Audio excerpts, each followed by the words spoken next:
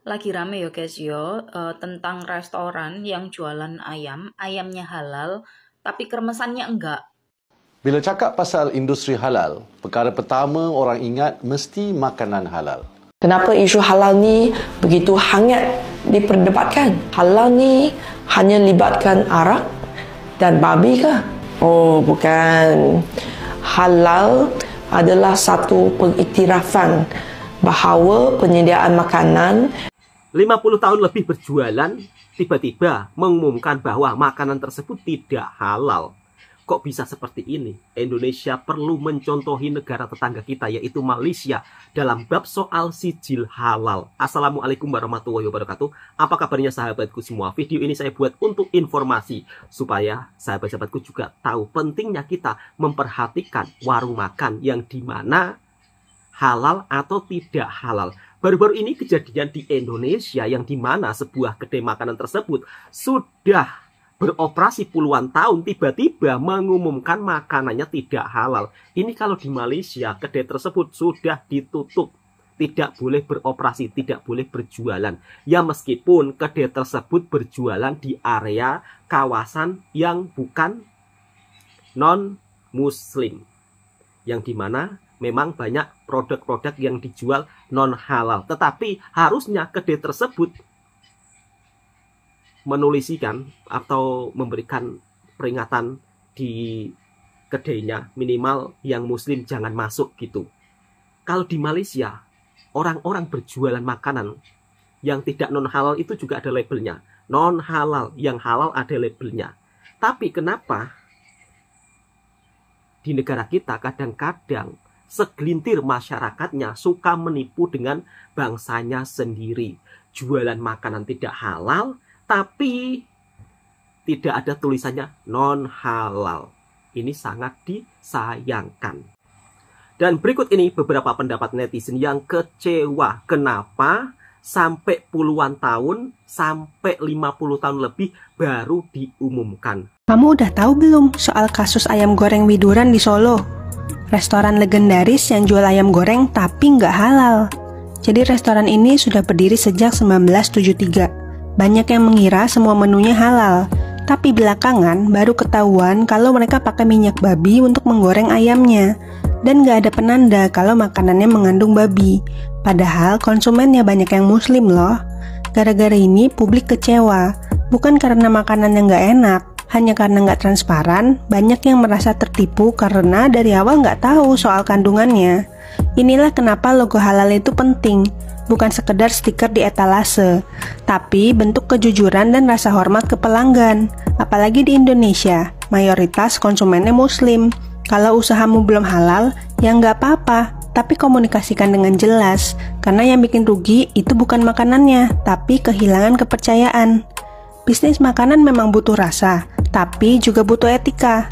Gimana? Udah paham kan? Follow kita untuk berita bisnis lainnya. Ayam goreng Widuran Solo yang udah diupdate jadi non halal. Ternyata yang non halal itu kremesnya aja. Kalau ayamnya halal ya. Oke, coba aku pastikan. Yang nggak halal berarti cuma kremesnya aja. Ya. Oh, berarti ayamnya halal. Oh, berarti kalau mau halal pesen ayam aja. Nggak gitu konsepnya. Karena walaupun ayamnya halal, tapi ketika bercampur dengan yang haram, maka halalnya bisa berubah jadi haram. Yang biasa kita kenal dengan nama kontaminasi silang. Jadi kalau ada yang mikir pesen ayamnya doang supaya halal, itu salah. Ini ayam goreng Widuran yang lagi viral karena katanya sih kremesannya itu menggunakan minyak babi. Walaupun si ayam Widuran ini sudah memberikan permohonan maaf dan akhirnya menulis keterangan non halal, tapi aku pengen menghimbau buat para penjual di luar sana untuk selalu transparan dan jujur. Dan paling nggak kasih tahulah ke customer muslim yang datang, barangkali mereka emang nggak tahu. Betul, sebagai muslim kita tuh nggak apa-apa banget loh kalau ada yang jualan non halal, tapi paling nggak kasih keterangan non halal, karena walau bagaimanapun kalian itu berjualan di negara mayoritas muslim. Dan buat teman-teman muslim ini bisa jadi pelajaran buat kita untuk selalu hati-hati dan please tanya, karena kejadian kayak gini tuh nggak kejadian 1-2 kali aja, tapi berkali-kali. Menurut kamu gimana? Tulis di komen ya. Restoran non halal baru mengakui 2025, padahal dia berdiri sejak tahun 1973 alias 52 tahun. Maaf, umat muslim merasa tertipu. Gimana ceritanya? Sini aku bisikin, let's go. Jadi ini ayam goreng Widuran yang ada di Solo. Dan ini infonya memang legendaris karena memang gurih, enak, empuk, pokoknya the best gitu loh. Karena aku belum pernah ke Solo lama-lama, pernah sih ke Solo, cuman nggak ada kepikiran makan ayam goreng. Ya karena ini termasuk baru buat aku, baru tahu kalau ada ayam goreng Widuran, ayam goreng tapi kok non halal. Sampai bingung ini di mananya yang non halal. Ternyata dari berita Solo terkini, dia non halalnya karena memakai minyak babi dalam yang kremesannya. Jadi kalau infonya dari pemilik ya, atau dari pihak restonya, ini ngomong yang gak halal itu cuman kremesnya aja, ayamnya halal. Jadi mereka tuh infonya tuh minyaknya tuh terpisah gitu loh. Yang bikin gurih tuh memang yang kremesnya, karena yang bikin gurih itu adalah minyak babinya. Ini juga udah rame ya di Vlog Indonesia, ayam goreng Widuran sejak tahun 70-an kini viral, ternyata non halal. Ini juga masuk di detik.com, pemberitahuan, jadi dia restonya ini sudah menginfokan label non halalnya di sosial media mereka, di warung-warung cabang-cabang mereka juga.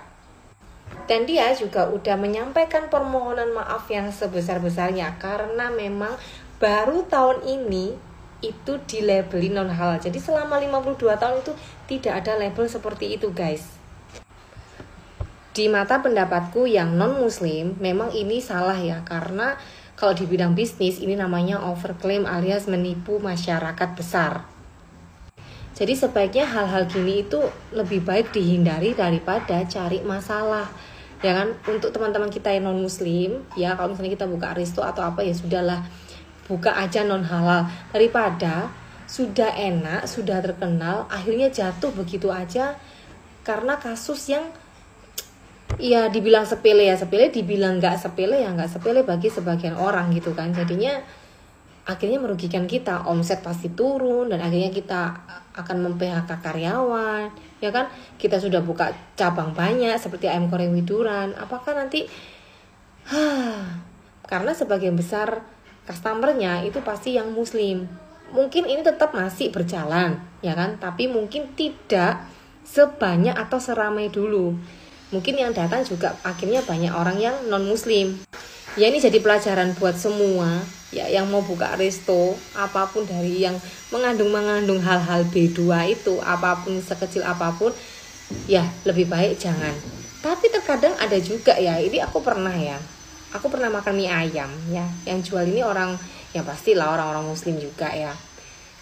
Aku tahu ya ketika makan mie ayamnya itu ini beda, ini pasti pakai minyak B2 karena rasanya tuh beda, gurihnya itu beda saya. Ya itulah yang disayangkan ya, siapapun nggak peduli misalnya kita muslim pun yang jual memang niatnya jual B2, ya udah lebih baik tulisin non halal daripada kalian mencuri itu pasti nggak kayak membohong-bohong gitu, pasti juga nggak berkah gitu loh, lama-lama juga akan ketahuan. Itu entah kenapa kok lama-lama juga yang mie ayam itu juga tutup gitu. Udahlah, semoga ayam goreng Widuran tetap bisa eksis ya dan bertahan sampai ya nggak tahu sampai selama-lamanya atau gimana. Bagaimana pendapat kalian? Silakan di kolom komentar. Lagi rame ya guys tentang restoran yang jualan ayamnya halal tapi kremesannya enggak. Dan itu baru ke-spill puluhan tahun ya katanya, setelah salah satu pegawainya cerita kalau kremesannya non halal. Dan orang-orang podo shock karena banyak selama ini yang muslim makan di situ tanpa mereka tahu kalau ternyata kremesannya non halal.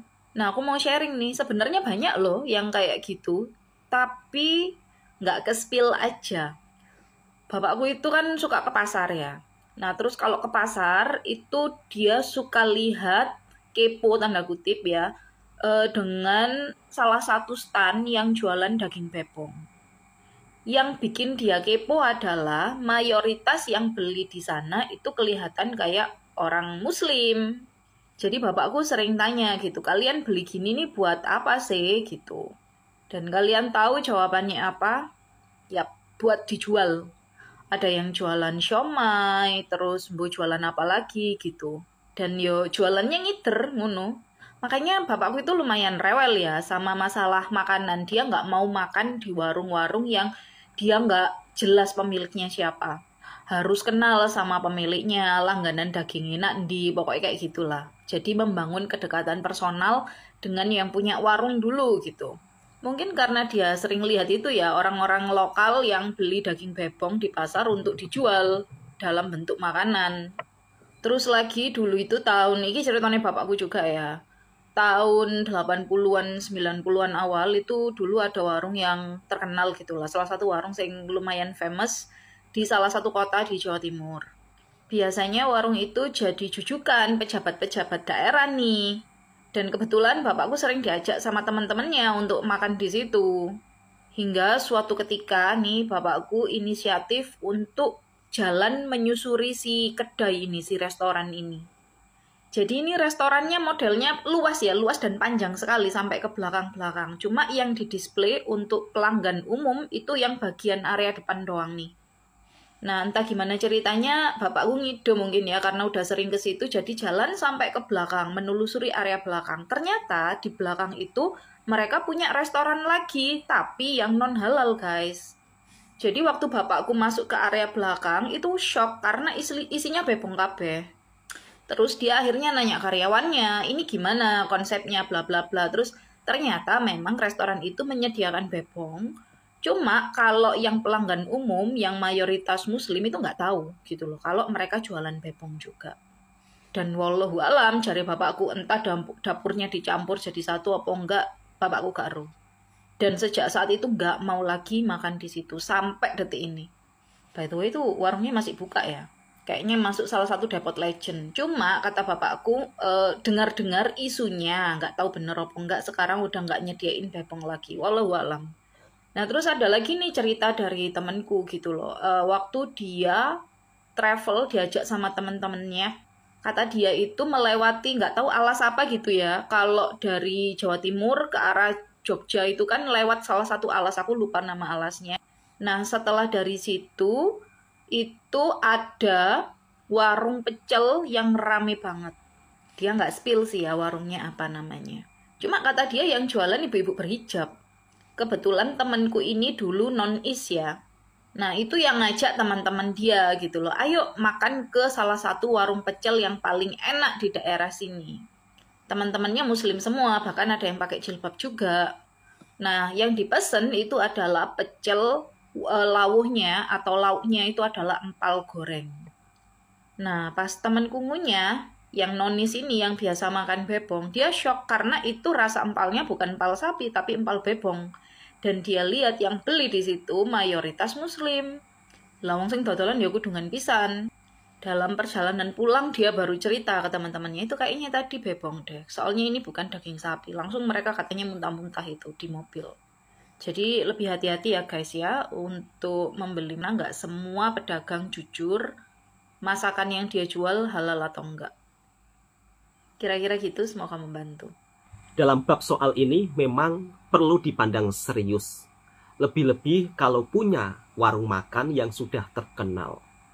Takutnya pelancong dari luar negara yang beragama Islam tiba-tiba sudah makan di situ, andai kata tahu-tahu makanan tersebut tidak halal, ujung-ujungnya nanti bukan hanya warung makan tersebut yang mendapat dampak kurang baik ya, tetapi nama negara kita.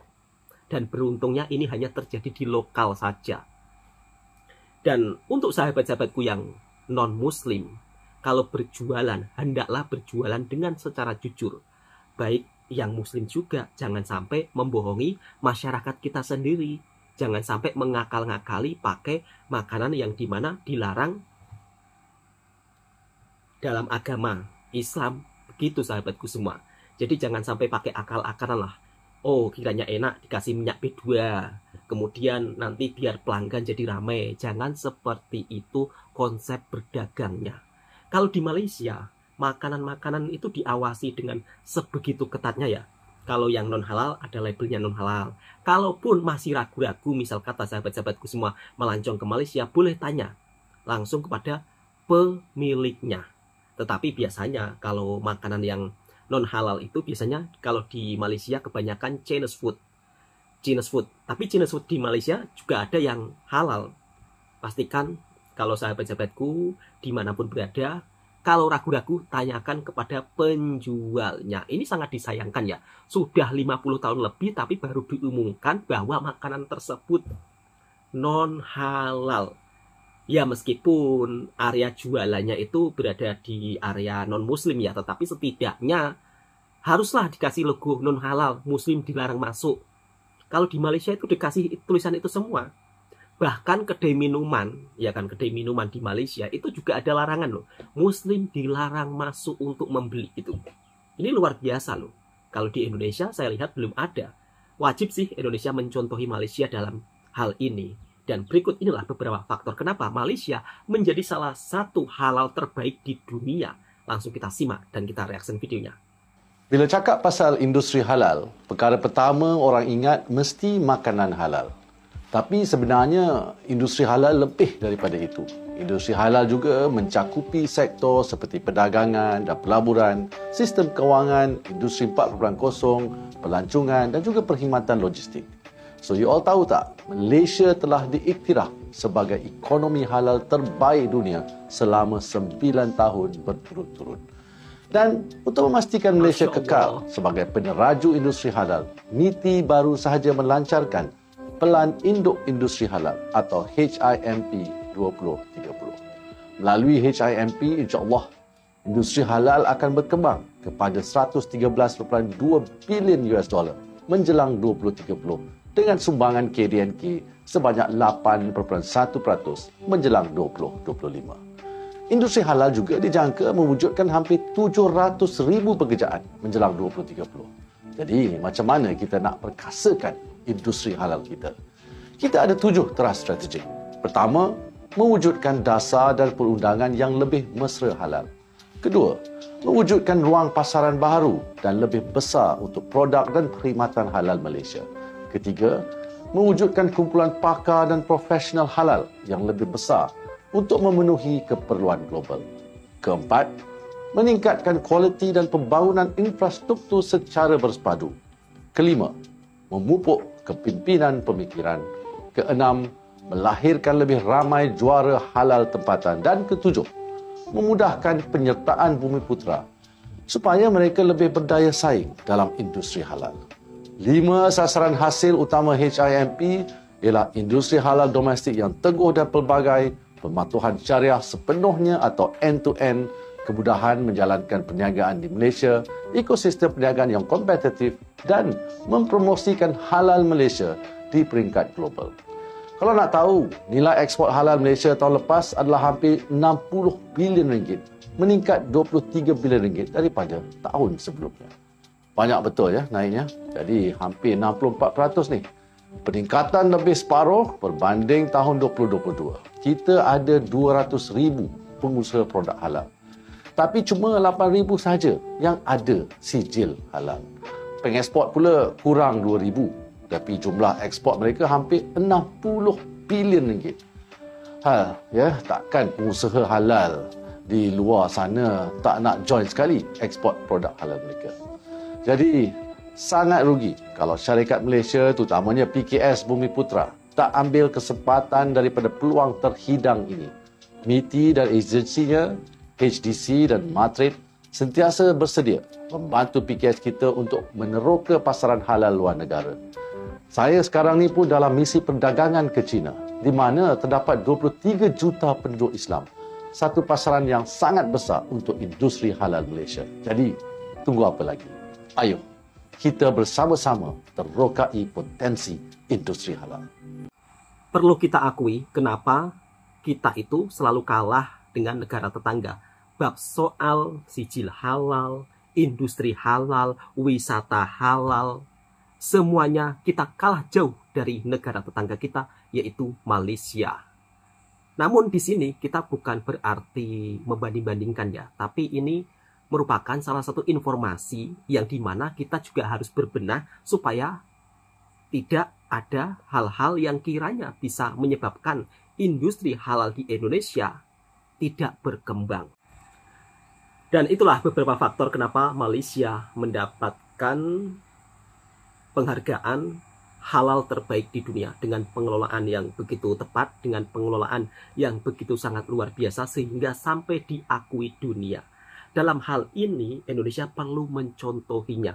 Bab soal pentingnya sijil halal bukan hanya sekedar makanan saja. Oke, cukup sampai di sini dulu videonya. Mudah-mudahan video ini juga bisa memberikan informasi yang bermanfaat buat sahabatku semua yang suka dengan videonya Bang Toha Reaction. Mersing silahkan tekan tombol merahnya, subscribe, like, komen, dan bagikan ke sahabat Anda semuanya.